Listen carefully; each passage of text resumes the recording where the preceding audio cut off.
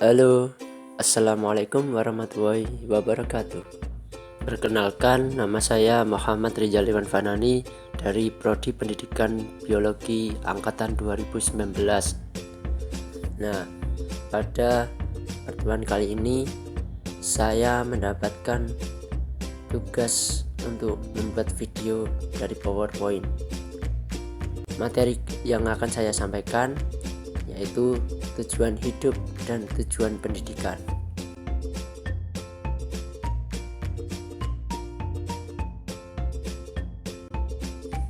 Tujuan hidup itu penting. Setiap orang hampir dapat dipastikan punya tujuan hidupnya masing-masing.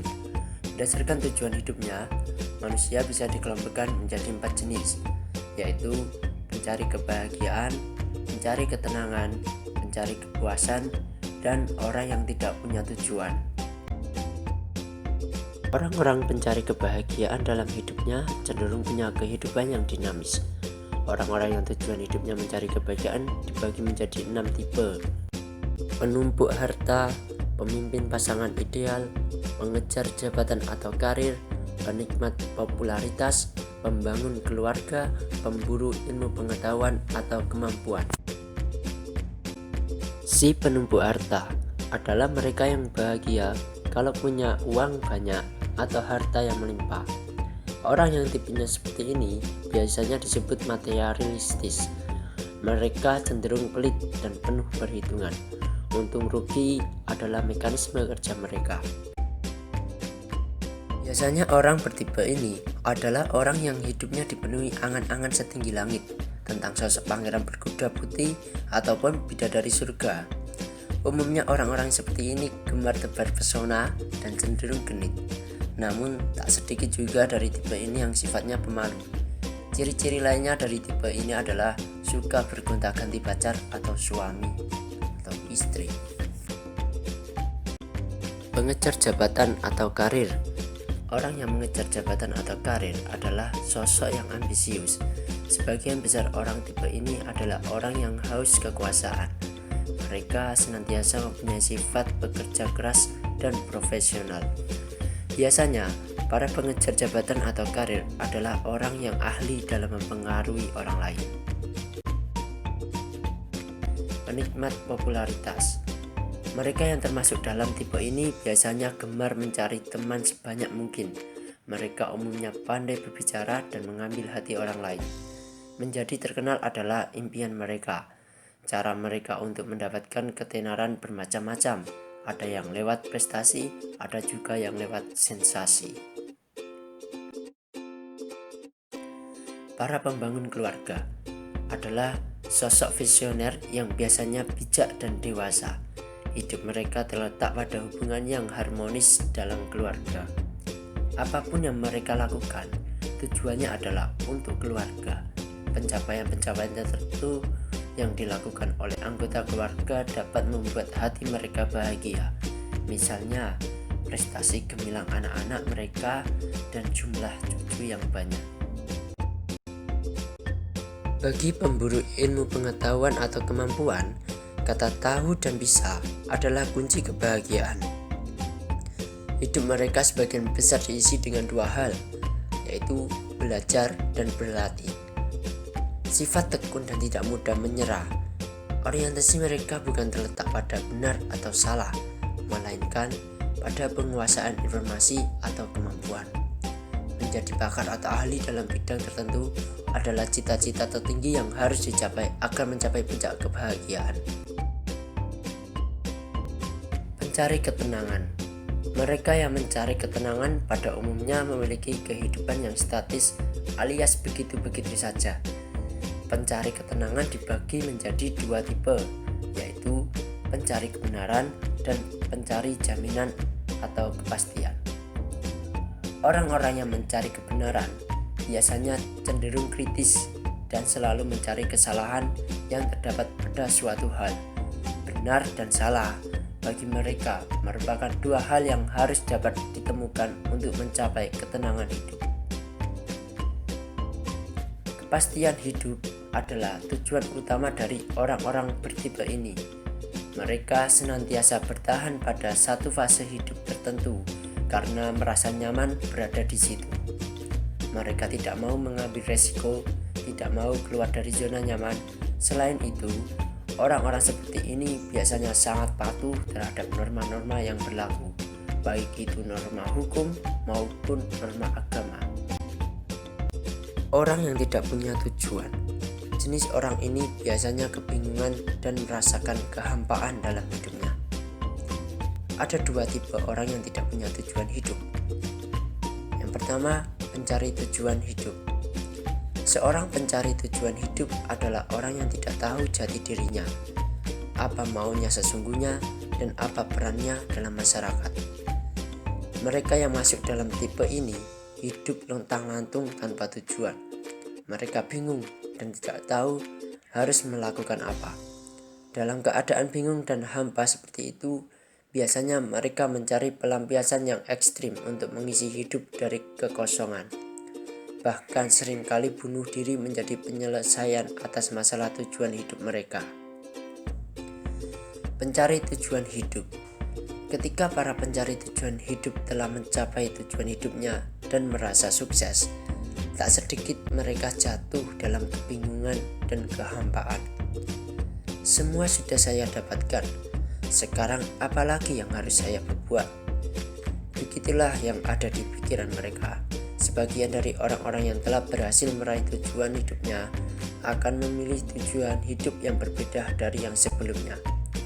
Namun, ada juga sebagian lainnya yang tetap bingung dan hampa hingga akhirnya melakukan pelampiasan yang ekstrim, sampai ada yang bunuh diri. Ada pula tujuan hidup menurut Al-Quran. Tujuan hidup menurut Al-Quran yaitu: yang pertama, hidup adalah ibadah. Pada intinya, arti hidup dalam Islam ialah ibadah. Keberadaan kita di dunia ini tiada lain hanyalah untuk beribadah kepada Allah Subhanahu wa Ta'ala. Makna ibadah yang dimaksud tentu saja pengertian ibadah yang benar, bukan berarti hanya sholat, puasa, zakat, dan haji saja, tetapi ibadah dalam setiap aspek kehidupan kita. Yang kedua, hidup adalah ujian. Allah berfirman dalam Quran surat Al-Mulk ayat 2 yang terjemahannya, Allah yang menjadikan mati dan hidup supaya Dia menguji kamu, siapa di antara kamu yang lebih baik amalnya, dan Dia Maha Perkasa lagi Maha Pengampun. Yang ketiga, kehidupan di akhirat lebih baik dibandingkan kehidupan di dunia. Dalam Quran surat Ad-Duha, Allah berfirman yang artinya, dan sesungguhnya hari kemudian akhirat itu lebih baik bagimu daripada yang sekarang.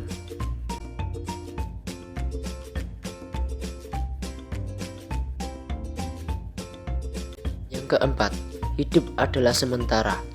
Dalam Quran surat Al-Mu'min ayat 39, Allah berfirman yang artinya, hai kaumku, sesungguhnya kehidupan dunia ini hanyalah kesenangan sementara, dan sesungguhnya akhirat itulah negeri yang kekal. Dalam filsafat pendidikan, tujuan hidup manusia adalah untuk menjadi manusia yang dapat mengabdi kepada Sang Pencipta, mencari kebenaran dan keabsahan yang baik sesuai dengan filsafat dan ajaran agama, menjadi manusia seutuhnya, dan menjadi penata sosial yang kuat dan berwibawa, sehingga mampu menjalankan visi dalam kehidupan sebagai manusia utuh. Dapat mengelola alam semesta dengan menggunakan akal pikiran yang telah disesuaikan dengan akal pikiran yang telah dianugerahkan Yang Maha Kuasa. Menjadi manusia yang kaya, sehat, jasmani, dan rohani, sehingga terjadi keseimbangan antara di dunia dan di akhirat. Tujuan pendidikan. Ada banyak pandangan mengenai tujuan pendidikan, di antaranya yaitu tujuan pendidikan dalam Undang-Undang Dasar 1945 versi amandemen. Yang pertama, pasal 31 ayat 3 menyebutkan Pemerintah mengusahakan dan menyelenggarakan satu sistem pendidikan nasional yang meningkatkan keimanan dan ketakwaan serta akhlak mulia dalam rangka mencerdaskan kehidupan bangsa yang diatur dengan undang-undang. Yang kedua, pasal 31 ayat 5 menyebutkan pemerintah memainkan ilmu pengetahuan dan teknologi dengan menunjang tinggi nilai-nilai agama dan persatuan bangsa untuk kemajuan peradaban serta kesejahteraan umat manusia. Tujuan pendidikan dalam Undang-Undang Nomor 20 Tahun 2003. Jabaran Undang-Undang Dasar 1945 tentang pendidikan dituangkan dalam Undang-Undang Nomor 20 Tahun 2003. Pasal 3 menyebutkan pendidikan nasional berfungsi mengembangkan kemampuan dan membentuk watak serta peradaban bangsa yang bermartabat dalam rangka mencerdaskan kehidupan bangsa. Bertujuan untuk berkembangnya potensi peserta didik agar menjadi manusia yang beriman dan bertakwa kepada Tuhan Yang Maha Esa, berakhlak mulia, sehat, berilmu, cakap, kreatif, mandiri, dan menjadi warga negara yang demokratis serta bertanggung jawab. Tujuan pendidikan menurut UNESCO. Dalam upaya meningkatkan kualitas suatu bangsa, tidak ada cara lain kecuali melalui peningkatan mutu pendidikan. Berangkat dari pemikiran itu, PBB melalui lembaga UNESCO mencanangkan 4 pilar pendidikan, baik untuk masa sekarang maupun masa depan, yakni learning to know, learning to do, learning to be, dan learning to live together, di mana keempat pilar pendidikan tersebut menggabungkan tujuan-tujuan IQ, EQ, dan SQ. Adapun tujuan pendidikan di negara Indonesia adalah sebagai berikut. A. Tujuan pendidikan nasional. Adapun yang dimaksud dengan tujuan pendidikan nasional adalah tujuan umum yang hendak dicapai oleh seluruh bangsa Indonesia dan merupakan rumusan kualifikasi terbentuknya setiap warga negara yang dicita-citakan bersama. Tujuan pendidikan nasional secara formal di Indonesia telah beberapa kali mengalami perumusan atau perubahan. Dan rumusan tujuan pendidikan nasional yang terakhir seperti disebutkan dalam Undang-Undang RI Nomor 20 Tahun 2003 tentang Sisdiknas Bab 2 Pasal 3 yang berbunyi, tujuan pendidikan nasional ialah berkembangnya potensi peserta didik agar menjadi manusia-manusia yang beriman dan bertakwa kepada Tuhan Yang Maha Esa, berakhlak mulia, sehat, berilmu, cakap, kreatif, mandiri, dan menjadi warga negara yang demokratis serta bertanggung jawab.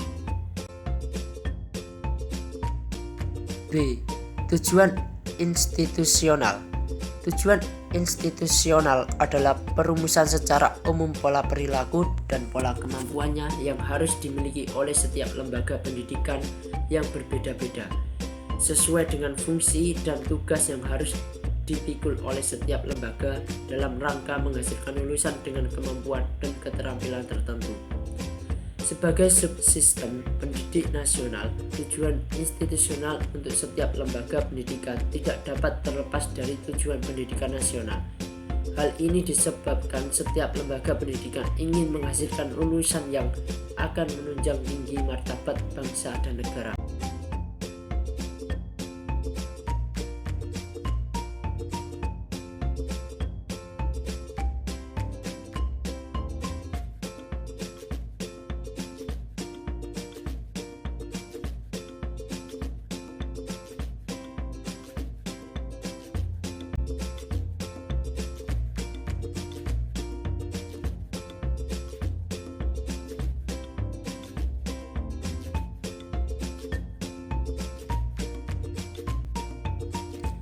C. Tujuan kurikuler. Tujuan kurikuler adalah tujuan yang dirumuskan secara formal pada kegiatan kurikuler yang ada pada lembaga-lembaga pendidikan. Tujuan kurikuler sifatnya lebih khusus jika dibandingkan dengan tujuan institusional, tetapi tidak boleh menyimpang dari tujuan institusional. Tujuan kurikuler merupakan penjabaran dari tujuan institusional yang berarti lebih khusus daripada tujuan institusional.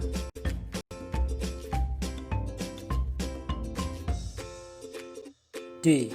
Tujuan instruksional. Tujuan instruksional merupakan tujuan yang hendak dicapai setelah selesai proses belajar mengajar atau program pengajaran.